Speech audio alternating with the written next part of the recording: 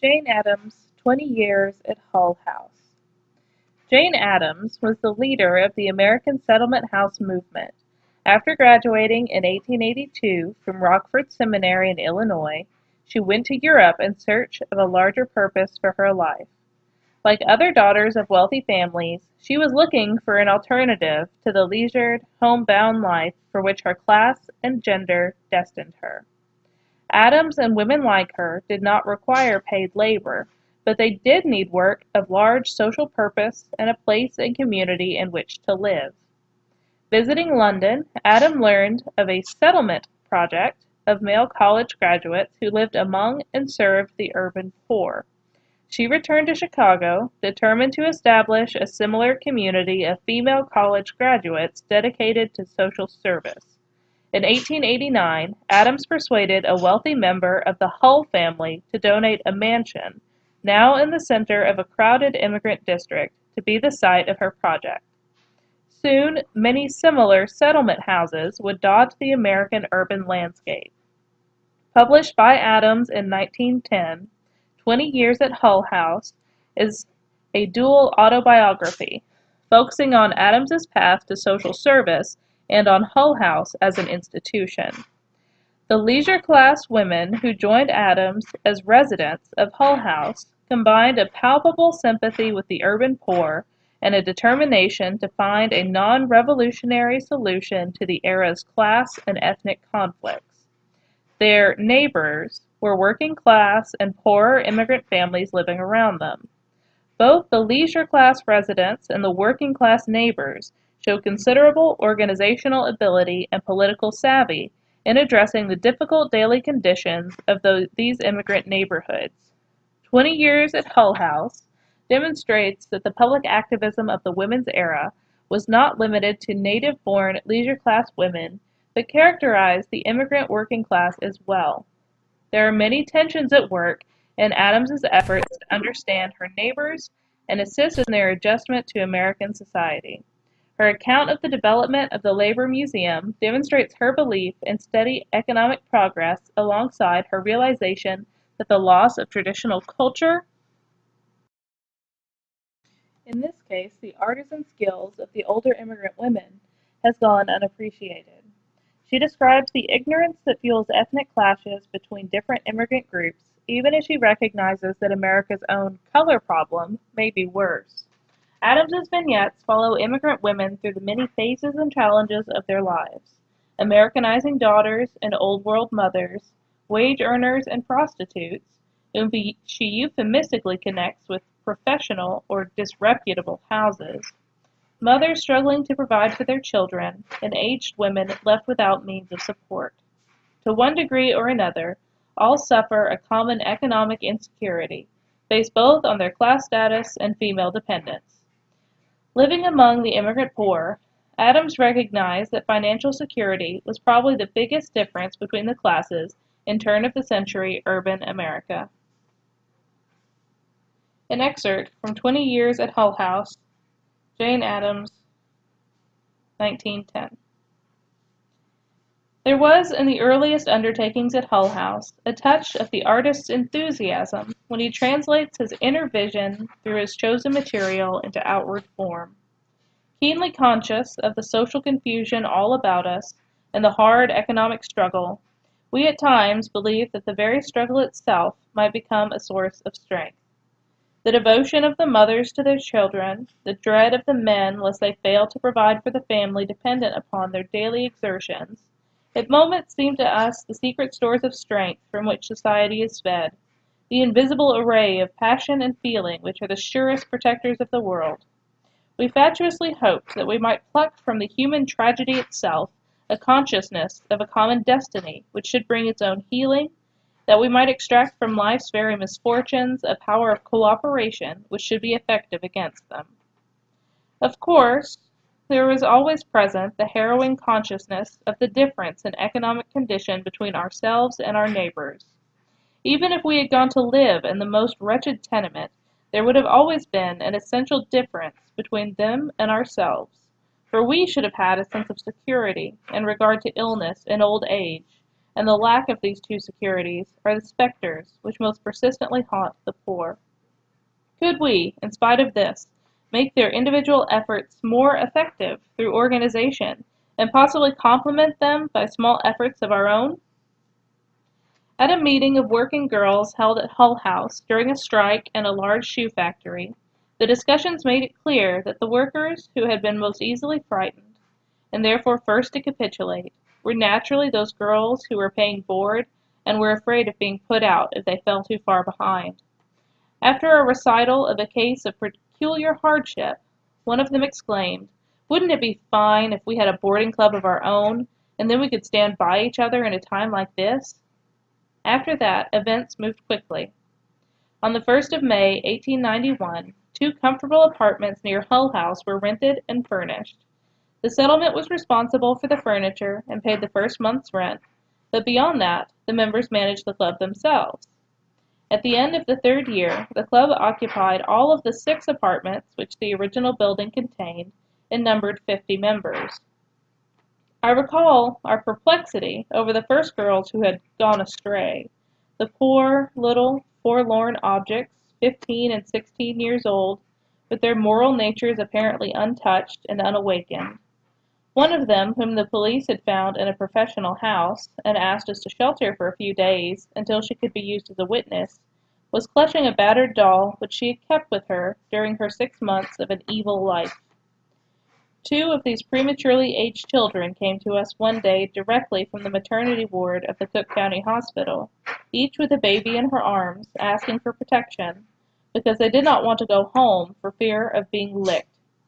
I well remember our perplexity when we attempted to help 2 girls straight from a Virginia tobacco factory, who had been decoyed into a disreputable house when innocently seeking a lodging on the late evening of their arrival. Although they had been rescued promptly, the stigma remained, and we found it impossible to permit them to join any of the social clubs connected with Hull House, not so much because there was a danger of contamination, as because the parents of the club's members would have resented their presence most hotly. That neglected and forlorn old age is daily brought to the attention of a settlement which undertakes to bear its share of the neighborhood burden imposed by poverty was pathetically clear to us during our first months of residence at Hull House. Some frightened women had bidden me come quickly to the house of an old German woman, whom 2 men from the country agent's office were attempting to remove to the county infirmary. The poor old creature had thrown herself bodily upon a small and battered chest of drawers and clung there, clutching it so firmly that it would have been impossible to remove her without also taking the piece of furniture. She did not weep nor moan, nor indeed make any human sound, but between her broken gasps for breath, she squealed shrilly like a frightened animal caught in a trap. The little group of women and children gathered at her door stood aghast at this realization of the black dread which always clouds the lives of the very poor when work is slack, but which constantly grows more imminent and threatening as old age approaches. To take away from an old woman whose life has been spent in household cares all the foolish little belongings to which her affections cling, and to which her very fingers have become accustomed, is to take away her last incentive to activity, almost to life itself. To give an old woman only a chair and a bed, to leave her no cupboard in which her treasures may be stowed, not only that she may take them out when she desires occupation, but that their mind may dwell upon them in moments of reverie, is to reduce living almost beyond the limit of human endurance. We early learned to know the children of hard-driven mothers who went out to work all day, sometimes leaving the little things in the casual care of a neighbor, but often locking them into their tenement rooms. The first 3 crippled children we encountered in the neighborhood had all been injured while their mothers were at work. One had fallen out of a 3rd-story window, another had been burned, and the 3rd had a curved spine, due to the fact that for 3 years he had been tied all day long to the leg of the kitchen table, only released at noon by his older brother, who hastily ran in from a neighboring factory to share his lunch with him. During our first summer, an increasing number of these poor little mites would wander into the cool hallway of Hull House. We kept them there and fed them at noon, in return for which we were sometimes offered a hot penny which had been held in a tight little fist ever since Mother left this morning to buy something to eat with. Out of kindergarten hours, our little guests noisily enjoyed the hospitality of our rooms under the so-called care of any resident who volunteered to keep an eye on them. But later they were removed into a neighboring apartment under more systematic supervision. Hull House was thus committed to a day nursery, which we sustained for 16 years, first in a little cottage on a side street, and then in a building designed for its use called the Children's House. While one was filled with admiration for these heroic women, something was also to be said for some of the husbands, for the sorry men who, for one reason or another, had failed in the struggle of life. I could but wonder in which particular we are most stupid, to judge a man's worth so solely by his wage-earning capacity that his good wife feels justified in leaving him, or in holding fast to that wretched delusion that a woman can both support and nurture her children. With all of the efforts made by modern society to nurture and educate the young, how stupid it is to permit the mothers of young children to spend themselves in the coarser work of the world. It is curiously inconsistent that with the emphasis which this generation has placed upon the mother and upon the prolongation of infancy, we constantly allow the waste of this most precious material. I cannot recall without indignation a recent experience. I was detained late one evening in an office building by a prolonged committee meeting of the Board of Education. As I came out at 11 o'clock, I met in the corridor of the 14th floor a woman whom I knew, on her knees scrubbing the marble tiling.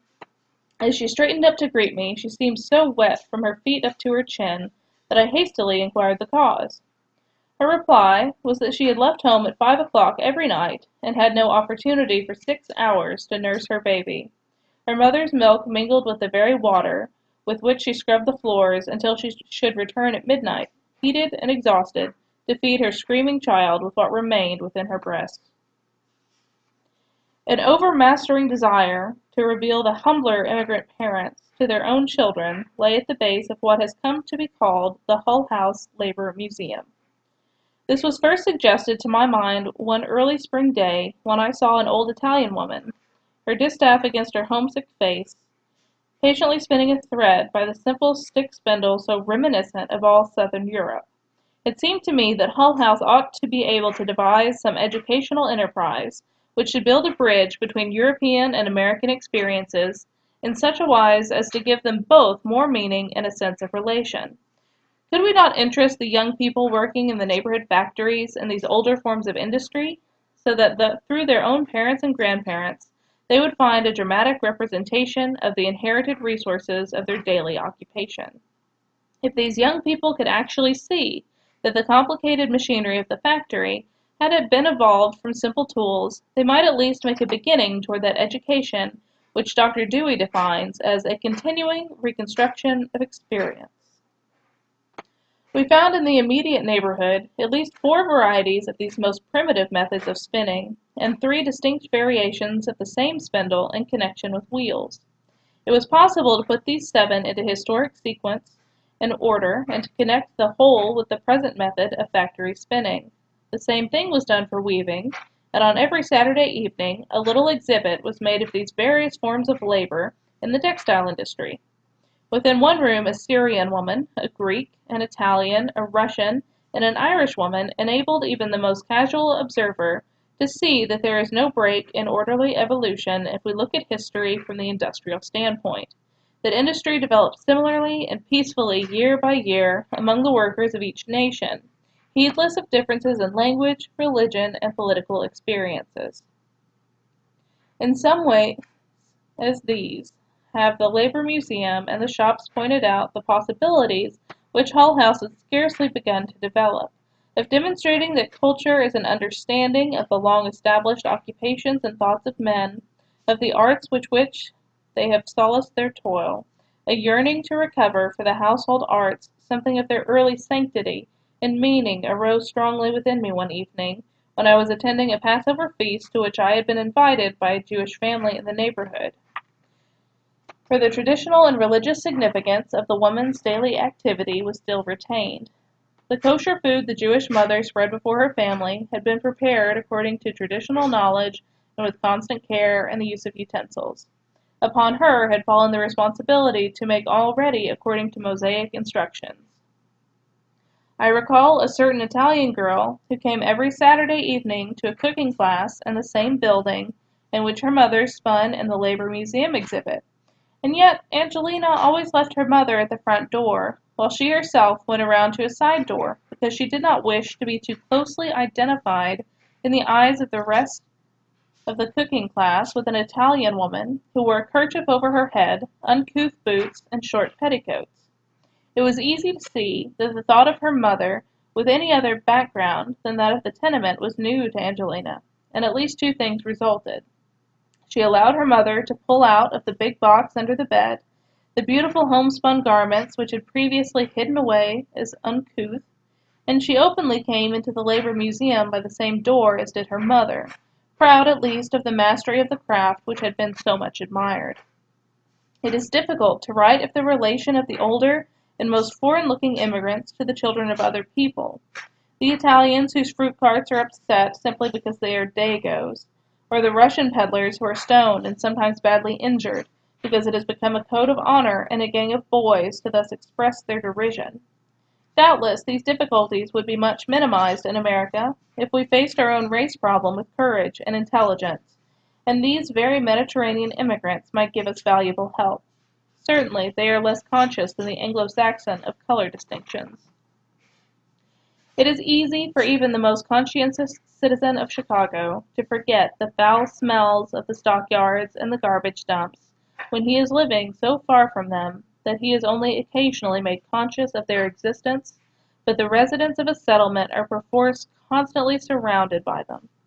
The Hull House Woman's Club had been organized the year before by the resident kindergartner who had first inaugurated a mothers' meeting. The new members came together, however, in a new way that summer, when we discussed with them the high death rate so persistent in our ward. After several club meetings devoted to the subject, despite the fact that the death rate rose highest in the congested foreign colonies and not in the streets in which most of the Irish-American club women lived, 12 of their number undertook, in connection with the residents, to carefully investigate the conditions of the alleys. During August and September, the substantiated reports of violations of the law sent in from Hull House to the Health Department were 1,037. For the club woman who had finished a long day's work of washing or ironing, followed by the cooking of a hot supper, would have been much easier to sit on her doorstep during a summer evening than to go up and down ill-kept alleys and get into trouble with her neighbors over the condition of their garbage boxes. Nevertheless, a certain number of women persisted, as did the residents, and 3 city inspectors in succession were transferred from the ward because of unsatisfactory services. Many of the foreign-born women of the ward were much shocked by this abrupt departure into the ways of men, and it took a great deal of explanation to convey the idea even remotely that if it were a womanly task to go about in tenement houses in order to nurse the sick, it might be quite as womanly to go through the same district in order to prevent the breeding of so-called filth diseases.